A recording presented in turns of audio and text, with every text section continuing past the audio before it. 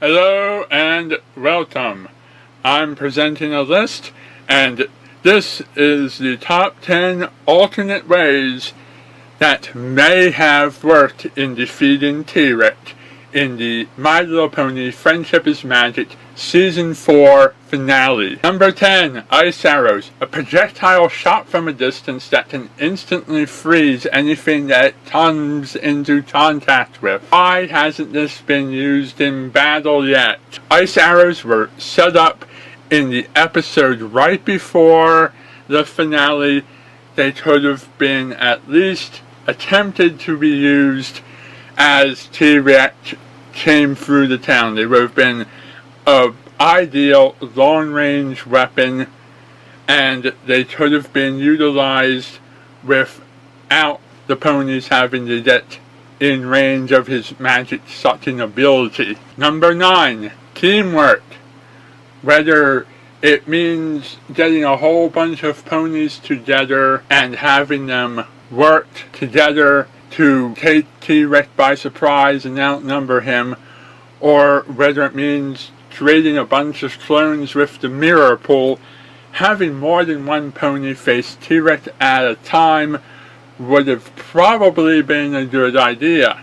Although, considering the fact that we see him drain an entire theater of ponies simultaneously, and also do the same to the Wonderbolts when they were working as a team, it could very well be possible that any pony sent out in large forces would have just been instantly wiped out. Number 8, banishment. Send him to the moon, send him to the sun, send him to a hole in the ground, send him back to Tartarus, send him to Mars or Jupiter or anything else you want. Send him to the breezy homeworld. I don't care. Just put Tirek someplace where he can't do any harm. Again, meet him while he's still old and weak, before Discord messed everything up, and just rebanish him. I don't care how you have to do it. Just rebanish him. Number 7, the Unicorn Disabling Spell. Like the Ice Arrows, this would set up the episode before the finale. You could have put a giant door over the castle that the princesses were staying in, and as soon as Tirek broke that door down and walked through, he could have had all of his unicorn magic disabled, and he would be back to being powerless, and he would have nothing. I don't know if there'd be some made-up limitations to the unicorn disabling spell, like Tirek would have been too powerful to have it work, but you could have at least had it set up and tried it. At least tried it. Even if it failed, if you had at least tried the disabling spell on Tirek like you did with those unicorns, you could have at least said, hey, at least we gave it our best shot. Number 6, Poison Jolt. You brought it back for Fluttershy. You could have taken a big old bomb of Poison Jolt and thrown it at him, and he could have gotten Poison Jolt all over him, and it could have done any number of highly convenient effects to either disable him or at least slow him down and make his life a little more difficult. Or if nothing else, he could have bathed in the Poison Jolt antidote, and you could have dropped a toaster in the bathtub and electrocuted him. And end of Tirek. Number 6, Store Pan. A lot of fans believed that this one could have worked, that they were expecting it, it could have happened. You could have had Store Pan show up at the end of the episode, reunite with Tirek, and personally defeat him. or at least attempt to. I think the episode worked out better without him, but there were moments where we expected it to happen. Number 5, Silverchill dressed up as a spy.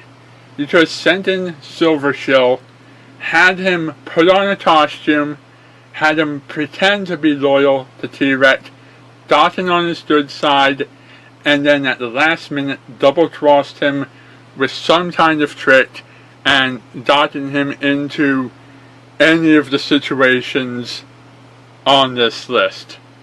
It would have made the character more interesting, more important, more awesome, and he wouldn't be just, oh, that guy, at the Rainbow Reminds You segment, where everybody who sees that goes, like, oh yeah, they remember Cheese Sandwich, they remember Coco, they remember the Breezies, and then Silverchill pops up and they're like, oh, that guy. Nobody remembers that guy.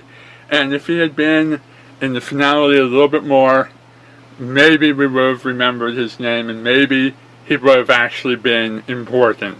Number 4, hit him with a rock.